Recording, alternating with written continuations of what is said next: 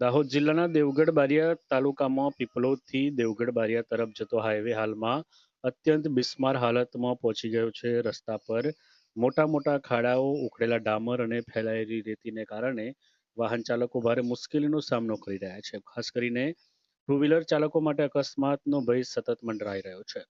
સ્થાનિક ગ્રામજનોનો આક્ષેપ છે કે આ અંગે અનેક વખત આરએનબી વિભાગ અને સંબંધિત તંત્રને રજૂઆતો કરવામાં આવી છતાં હજુ સુધી કોઈ અસરકારક કામગીરી કરવામાં આવી નથી. ચોમાસાની શરૂઆત સાથે જ રસ્તાની સ્થિતિ વધુ ખરાબ બનવાની આશંકા વ્યક્ત કરવામાં આવી રહી છે. આ માર્ગ પરથી દરરોજ સ્કૂલ વાહનો, એમ્બ્યુલન્સ, ખાનગી તેમજ ભારે વાહનોની અવરજવર રહેતી હોવાથી વિદ્યાર્થીઓ, દર્દીઓ અને સામાન્ય લોકોને ભારે હાલાકીનો સામનો કરવો પડી રહ્યો છે. ગ્રામજનોએ તંત્રને સ્પષ્ટ ચીમકી આપી છે કે જો વરસાદ પહેલા પીપલોદથી દેવગઢ બારિયા સુધીના માર્ગનું ગુણવત્તાયુક્ત અને કાયમી સમારકામ કરવામાં નહીં આવે તો ઉગ્ર આંદોલનનો માર્ગ અપનાવશે. હાલ સ્થાનિક લોકોની સુરક્ષાને ધ્યાનમાં રાખીને તાત્કાલિક કામગીરી કરવાની માંગ લોકો ઉઠાવી રહ્યા છે.